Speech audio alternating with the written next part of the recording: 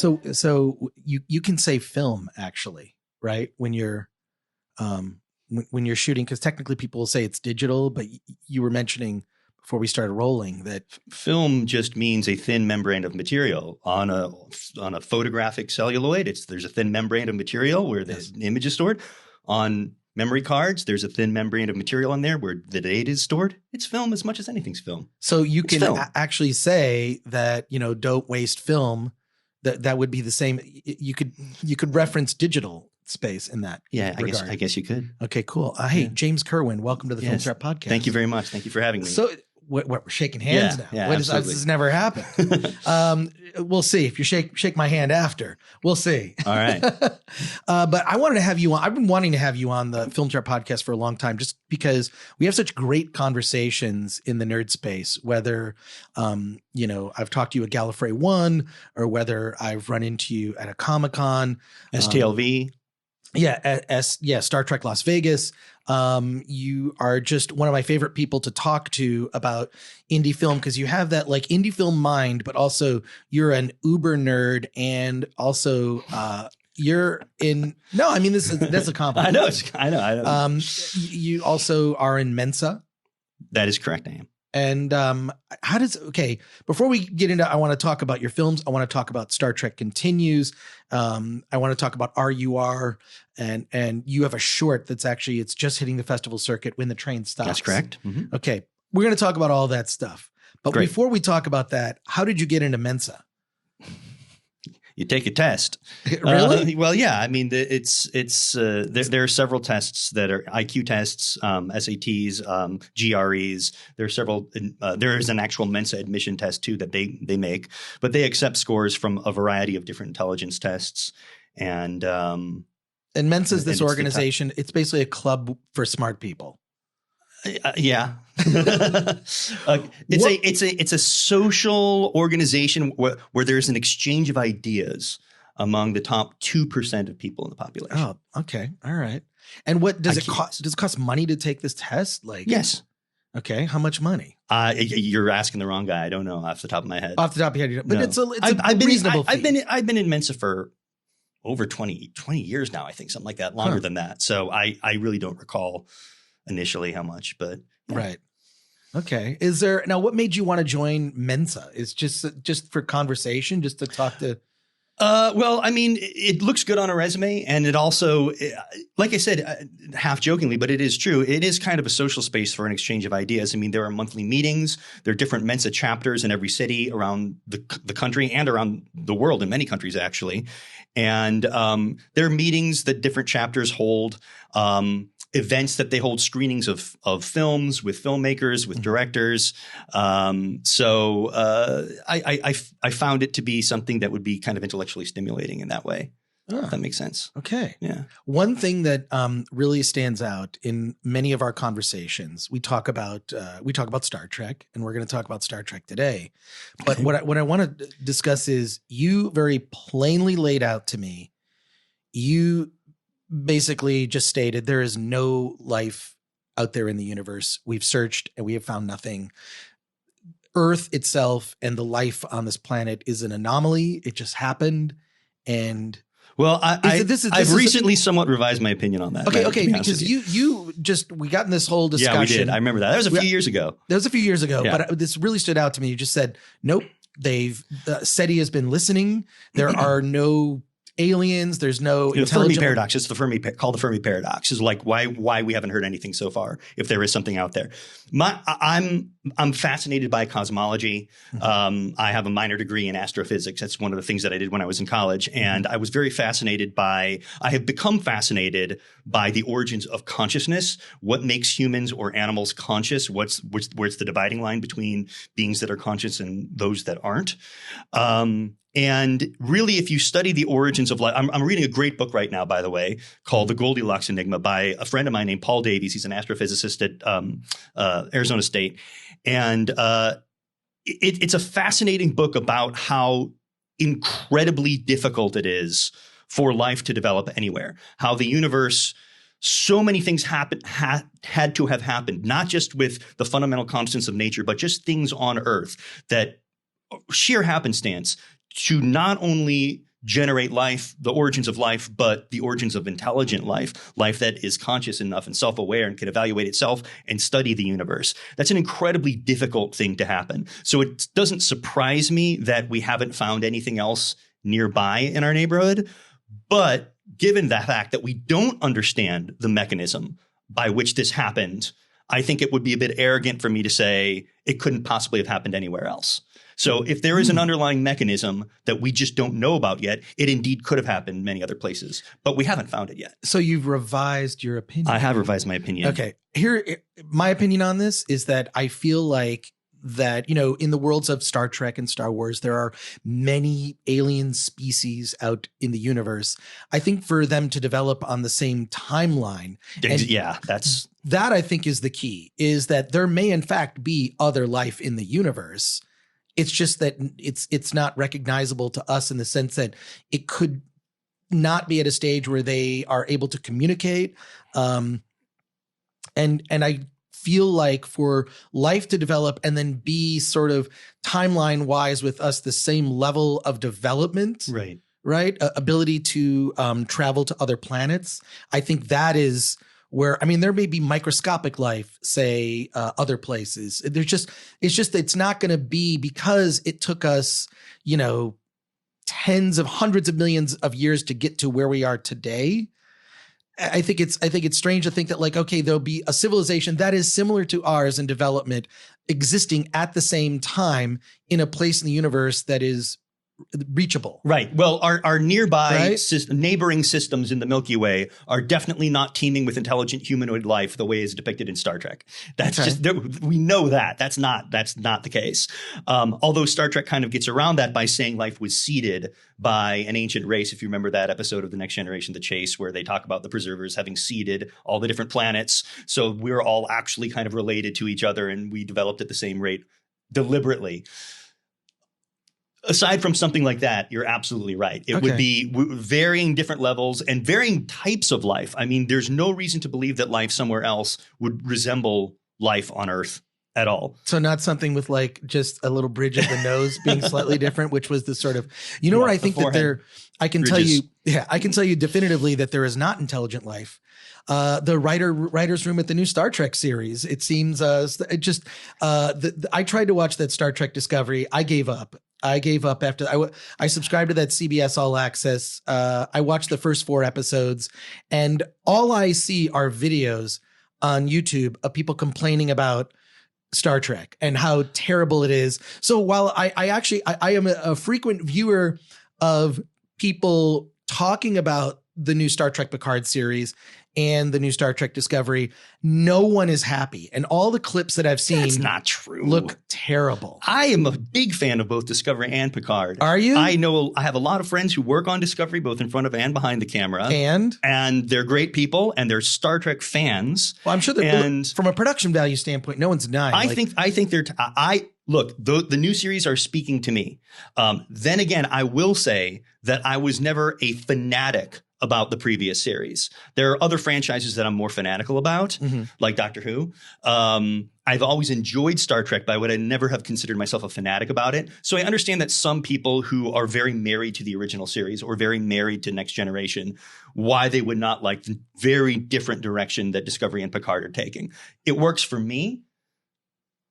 I was a big Battlestar Galactica fan too, the new Battlestar Galactica. So I like that kind of science fiction that depicts dramatic tugs, moral tugs, ethical tugs, people having to work their way through difficulties in order to achieve a better civilization, rather than simply just depicting a better civilization.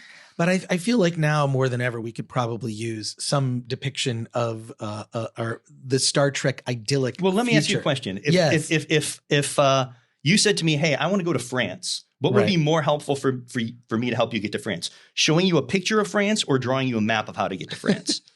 See, I want to see something where we see struggling characters overcoming their internal conflicts, overcoming their moral dilemmas. Because to me, that's a much better roadmap of how to get to a better future than simply showing a utopian future.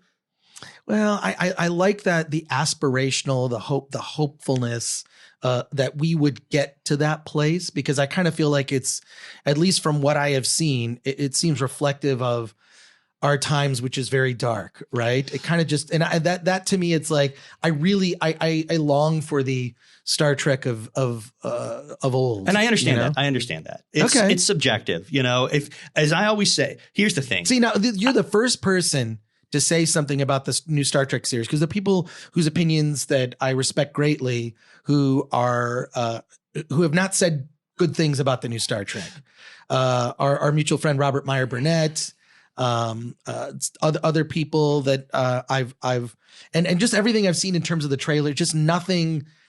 I feel like after a certain point, like you can't like just pick up this character of Picard. I just feel like it doesn't work. I feel like the best ending to Star Trek: The Next Generation was the final episode of the series, not the last movie. Absolutely. Okay, good. So we found some common ground. Here's the thing. I hate toxic fandom. Right. Look, if you don't like Discovery, don't watch Discovery. If you don't like Picard, don't watch Picard. If you don't like Next Generation, don't watch Next Generation. But gatekeeping and telling other people, this isn't Star Trek, you may not like this. Once we get to that level, which I see a lot of on the interwebs, right, that's where I draw the line to see that's not appropriate. I don't think that's okay to tell other people you can't like this. It's very subjective. I'm not saying you're doing that, but there are people who do that. Well, I mean, just the look, I just people I know who have liked Star Trek as long as I have are we're of the same opinion. It just you know what, we got to make maybe a better way for you to get the coffee. You could probably go that way with your arm there. We're just, if you're listening to if you're not watching this, you're just listening to this. We're doing this interview at our Film Threat YouTube podcasting studio, which features a table that is a giant cassette. So if you're listening to this, you have not watched the Film Threat podcast on YouTube, you can see James struggle to grab his coffee cup, which is encased in this large cassette table. And if you're a child of the 80s, you will appreciate that it's a high bias Sierra 2 cassette, right? Not just your standard everyday cassette. Those are the good ones. Exactly. So, look, I feel like maybe if this show wasn't called Star Trek, if it was called Space Action Show, I think it would be fine. They just announced that Star Wars: The High Republic thing, which I don't know why they just don't call it the Old Republic. I mean, it's sort of ridiculous, and it just seems like because at the time they wouldn't have called it the Old Republic. They would. You don't call something old until afterwards. Right. Well, but I feel like I just don't care. You know what I mean? Like, to me, here's my take on all these franchises and whatnot. Is I love the adventures of Kirk, Spock, and McCoy. I love the trio of Han, Luke, and Leia, and anything that deviates from that isn't Star Wars or isn't Star Trek. I guess seeing, and what's weird is now, in light of the Star Wars sequels wrapping everything up, the Star Wars prequels have aged much better. Shockingly. So did you not? I did a whole podcast on. I did a whole thing with on Andy Signore's Popcorn Planet talking about that. I got in a debate with a guy about the sequels versus the prequels, and I believe that the prequels won. My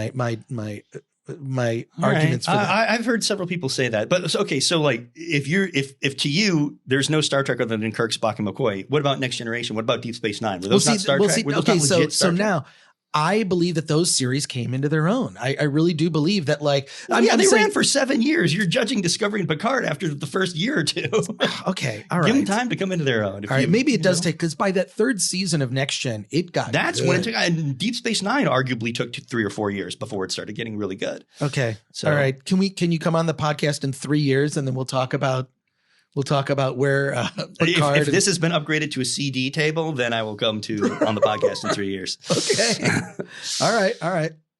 Well, James, I want to talk about your film R.U.R.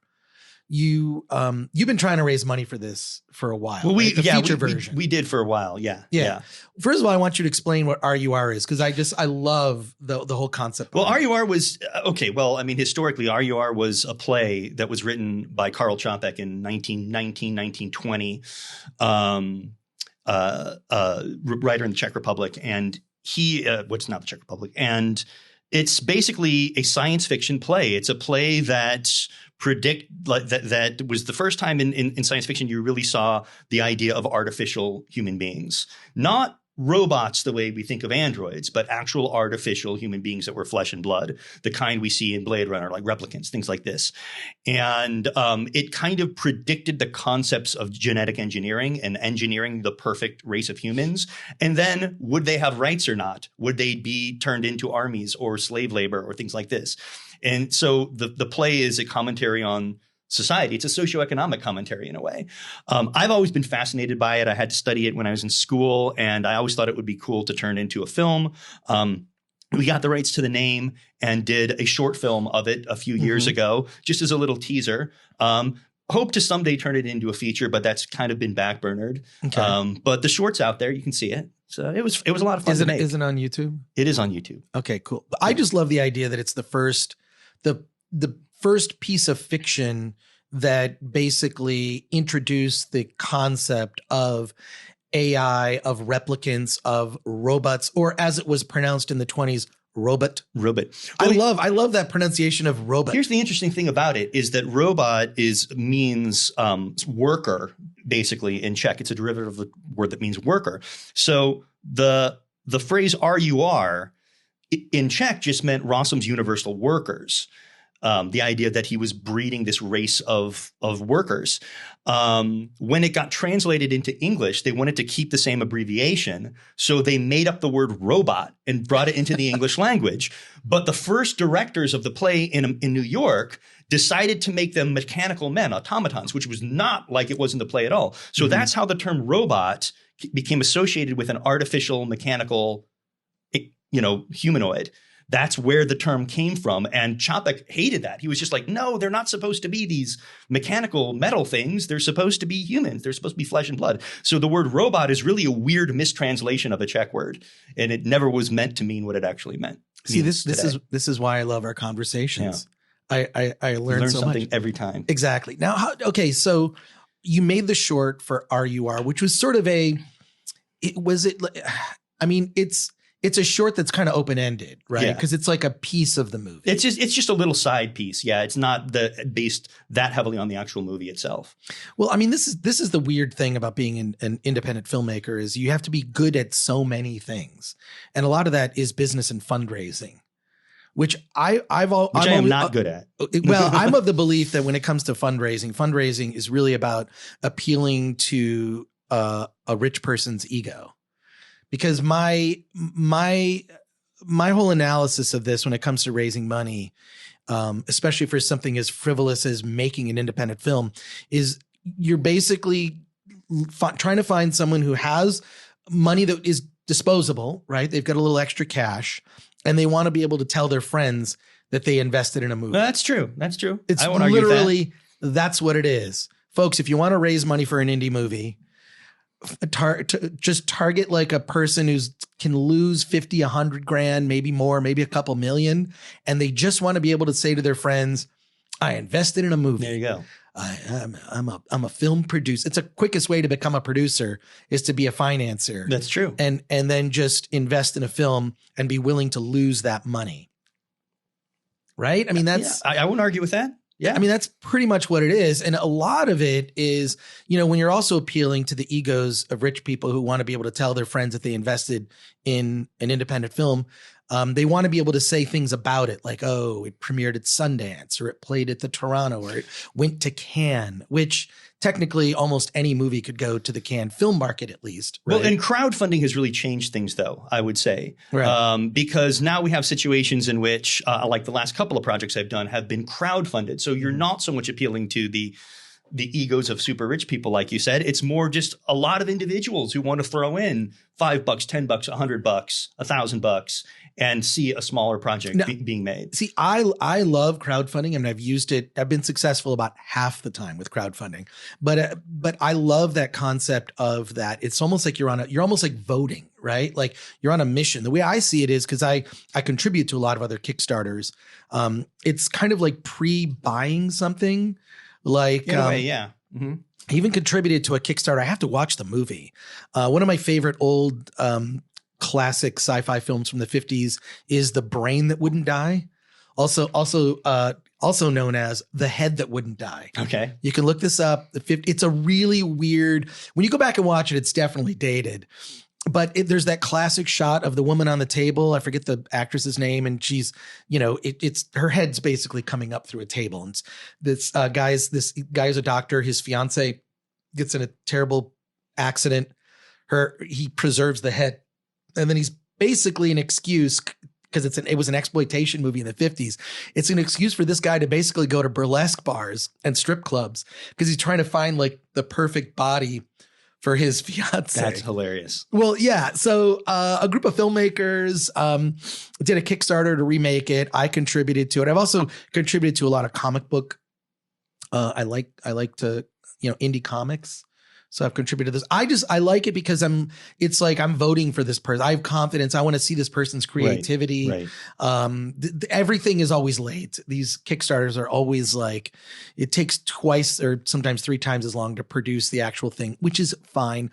I completely understand. I think people having done Kickstarters too successfully, I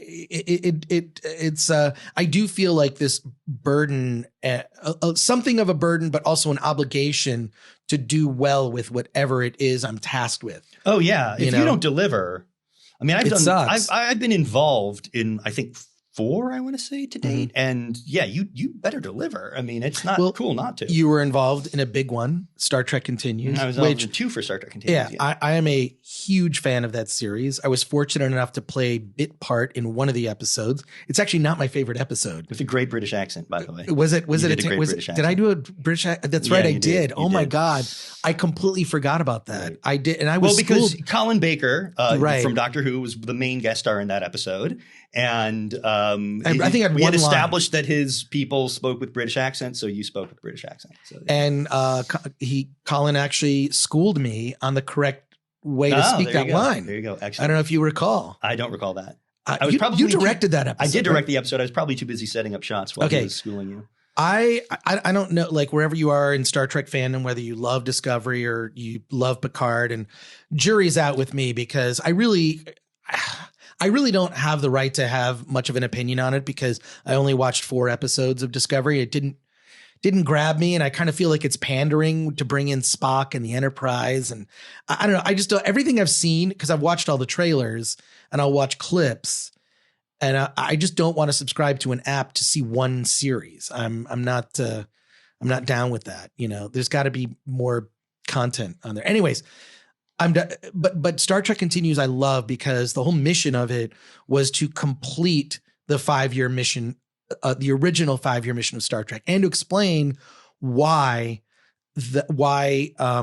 Kirk sort of took this desk job, as an transition into the motion picture era. Exactly. Yeah. And I really love it. Like, I mean, I like some episodes more than others. My favorite is the Mirror Mirror sequel. That was the first one that I was involved in. I came onto the series partway in, the first as a writer-director. And the first one that I co-wrote and directed was Fairest of Them All, which is a sequel to Mirror Mirror. Okay, that episode. I'm sorry. I have allergies and I don't take medication. I don't like smart. You think so? No, I just don't like it's like the worst, like right now, just with but I don't like to feel medicated. I don't like that. If I'm gonna medicate myself, it'll be like with an old fashioned or some bourbon. Okay, fair enough. That's my medication. That particular episode, which is it's not a sequel. It's sort of like happens. It's just like what happened after the switch happened. I guess it is a sequel, but it's in the mirror universe. Right. So can you explain what led to that? I'm such a fan of that. That episode is like, this is where I wish Star Trek had gone, because I feel like Star Trek has diverted into, Star Trek was never really, I mean, action was included in Star Trek, but Star Trek was never about action. And if anything, it wasn't about wars. That's Star Wars. Star Trek was about sort of diffusing conflicts and how to actually resolve conflict, not about creating more conflict or more war. I don't know. Yeah. Anyways, that mirror episode, what's the name of that episode? Is it Fairest of Them All? Fairest of Them All. That's right. Such a great episode, and it's available free to watch on YouTube. That's right.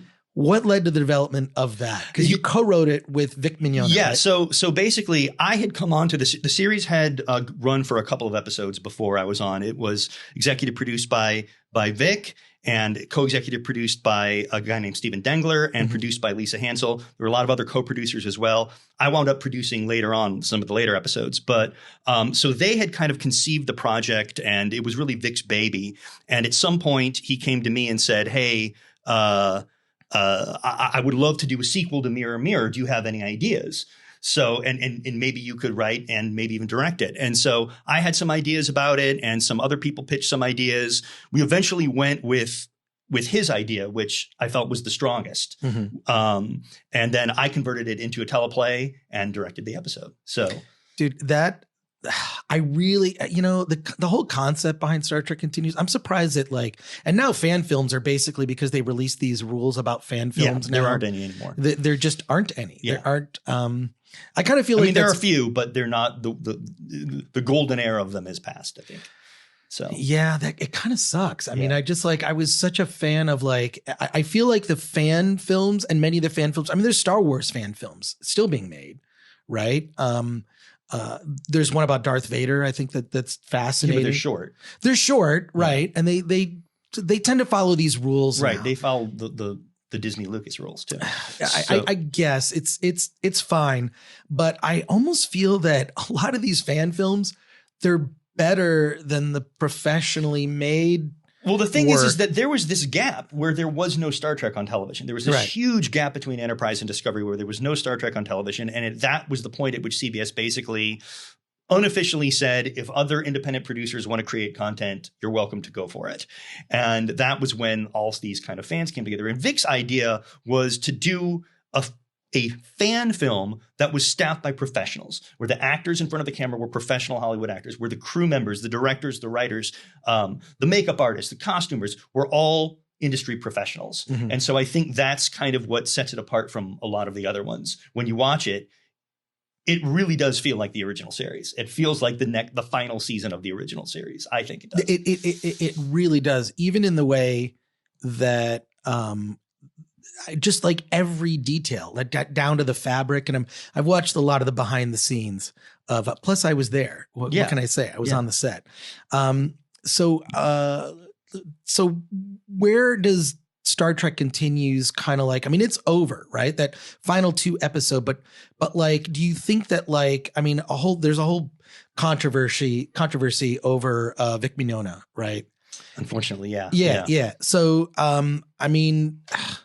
what can you say about that? Does it tarnish Star Trek Continues? I mean, does it and because a lot of this stuff has come up with, different, and I don't want to get into it with the whole, the Vic Mignogna thing has been discussed to death. And it's not the purpose of, what we talk about here on the Film Trip podcast, but I don't know what are your feelings about that? And it's cause Vic is also in this new short that you have coming out. I mean, I don't know what to say. It's an unfortunate situation, I think, for everybody involved.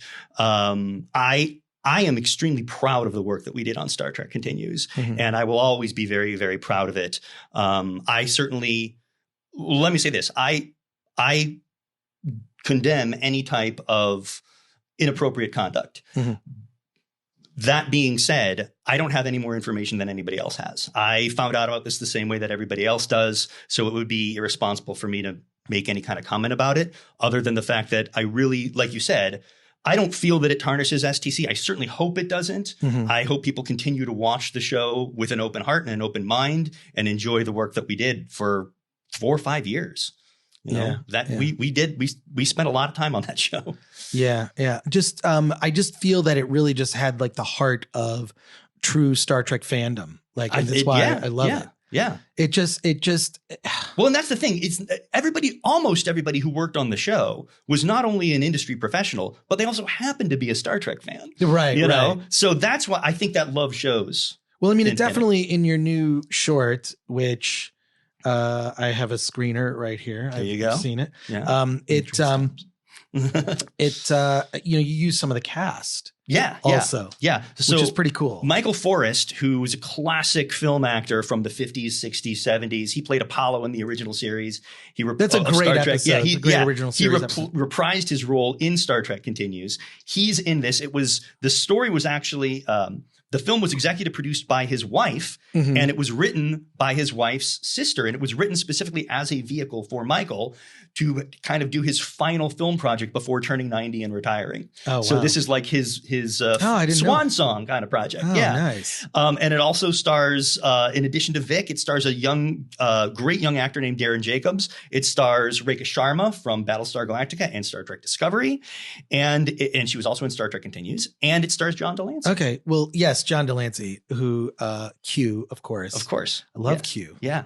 Got to work with him on STC also. Oh yeah, no, he's great. But like, so where's the short? Where is it? So the short was finished about a year. It spent the past year playing on the festival circuit. It's done really well. It's won several awards. It's going to be wrapping up its festival run over the next few months, I think. Okay, and then it will be.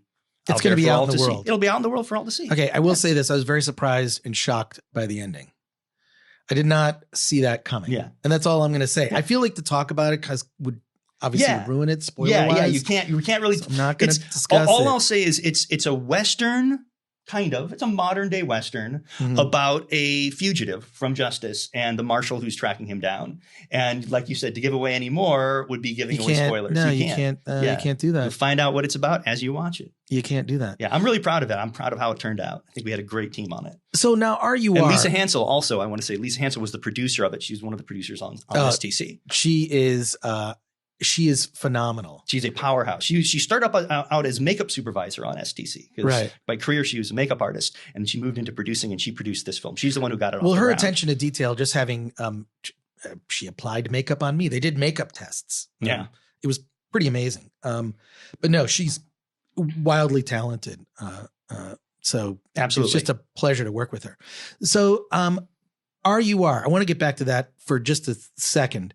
On that, like the phases of fundraising, did you get close to getting the money at all? Okay, I mean, this is several years ago when we made that. I'm trying to remember. This is the number one thing, like when you talk to filmmakers, like you have to be, I mean, the worst filmmaker in the world can be a successful filmmaker because they're good at raising money. And the best filmmaker in the world will never be successful because they're not good at raising money. Right. So you have to not only be a good filmmaker, you have to be good at raising money. I'm trying to remember. I think we did 3 rounds of crowdfunding, one for production, one for post, and one for publicity. Right. If I recall, that's how we did it. We did it through Indiegogo so we could keep whatever was raised. Right. I want to say. But you never went after like any kind of private angel investor? No.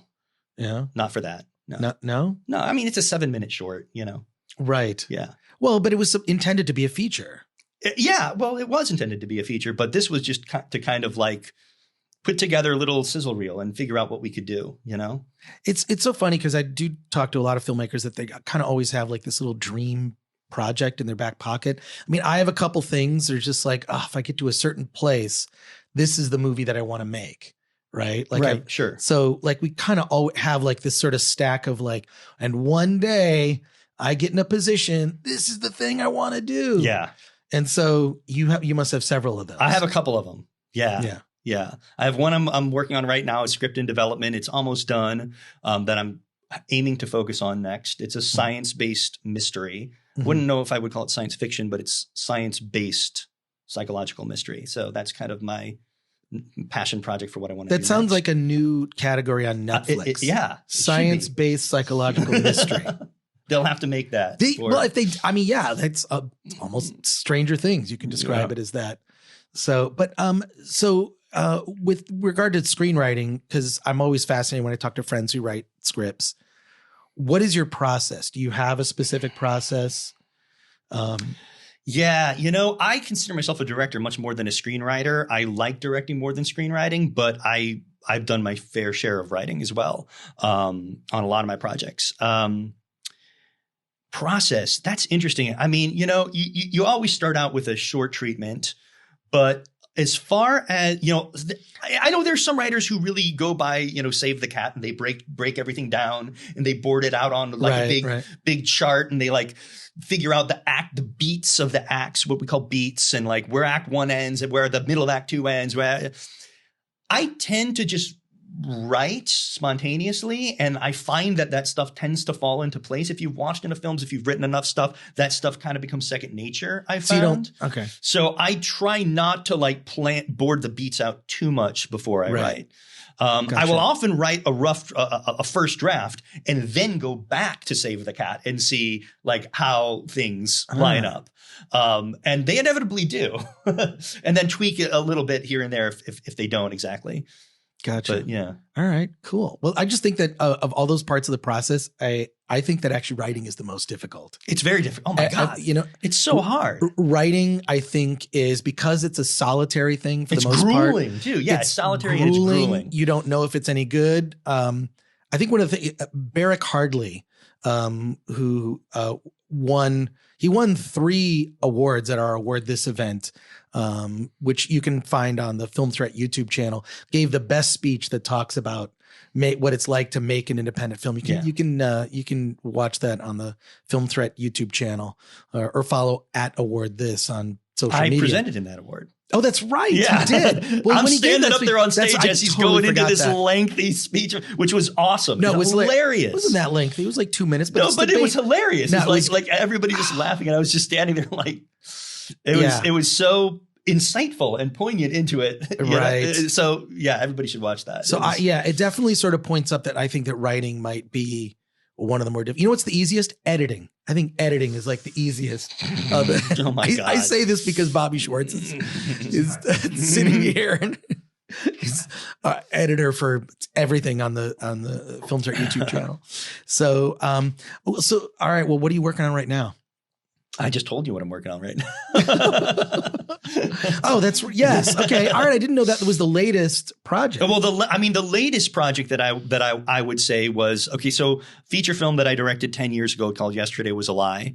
That just came out. Which just came out as its 10th anniversary re-release. That's right. So there it is. Here's the interesting story behind Yesterday Was a Lie. It stars Kipley Brown and Chase Masterson, both from Star Trek. Chase Masterson was also the producer of the film.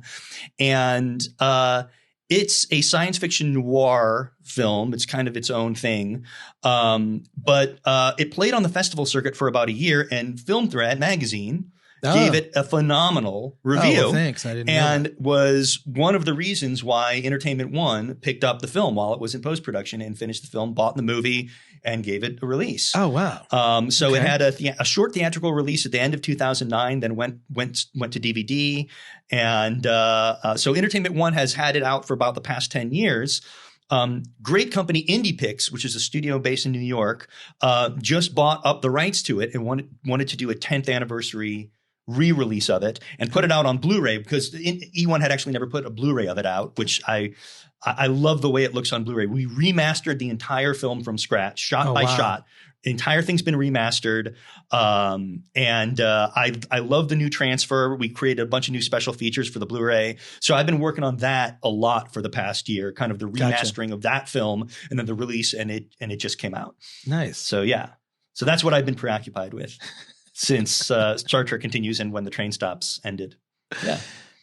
Just to I want to talk a little bit about. I know you're not a huge Star Wars fan. I'm not. No, I mean I like it. I'm not a fanatic. What did you think of the last film? I liked it. You did? Yeah. I did. I did not like it at all. Really? Yeah, I'm in the camp that did not like it. I thought it would. I think in a way it also kind of ruins the other films in the series. What? Yeah. Give me your defense. 'Cause first of all, okay, so you fought valiantly to convince me that Star Trek, the new Star Trek, is worth seeing. And coming from you, that means a lot. But now I want to hear your defense. I'm not going to be able to do that. I'm not going to be able to do that because I'm not that knowledgeable about Star Wars. You don't need to be knowledgeable. I'm not invested in it. You don't need to be knowledgeable to enjoy it. Well, right? no, but I think that's part of the reason is that I'm not that invested in Star Wars. To me, it's entertainment. I watch it. It's fun, and I'm done with it. So if a particular Star Wars movie is good or bad, as long as I enjoy it, it doesn't bother me that much. But I like the idea of bringing Palpatine back. I mean, I think he's a great villain. I liked. But doesn't it seem like it would have been better Rey's journey? I liked Kylo's redemption. I liked all these things. Ben's redemption, anyway, sorry. I don't know. I'm not, you know what? We're going to save this for another podcast. All right. This Star Wars conversation. But I want to have you back to talk Star Trek after I watch it. Okay. Okay, good. All right. James Kerwin, thanks for Thank you very much. And I will shake your hand. Okay, you're going to shake my hand? It was a pleasant conversation. Good. Okay, great. Thanks, James.